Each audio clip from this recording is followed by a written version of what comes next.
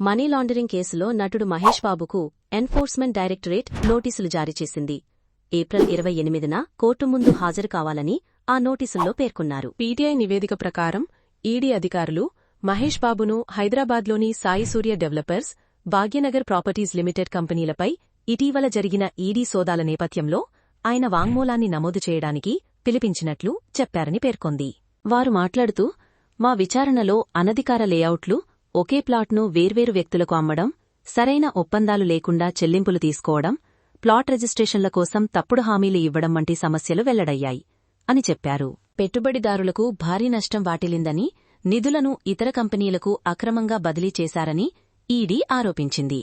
అయితే మహేష్ బాబు, సాయి సూర్య developers, Bhagyanagar properties limited కంపెనీలు ఈ విషయంపై ఇంకా స్పందించలేదు. మహేష్ బాబు కుటుంబం గతంలో సాయి సూర్య డెవలపర్స్ రియల్ ఎస్టేట్ కంపెనీకి బ్రాండ్ అంబాసిడర్గా వ్యవహరించింది. ఈ కేసులో ఈడీ సాయి సూర్య డెవలపర్స్ తరపున యార్డ్లో నటించిన మహేష్ బాబును ప్రశ్నించడానికి నోటీసులు జారీ చేసింది. మరిన్ని ఆసక్తికరమైన తెలియని విషయాల కోసం దయచేసి దునియా ఫ్యాక్ట్స్ బై ఎస్కే ఛానల్ను సబ్స్క్రైబ్ చేసుకోండి.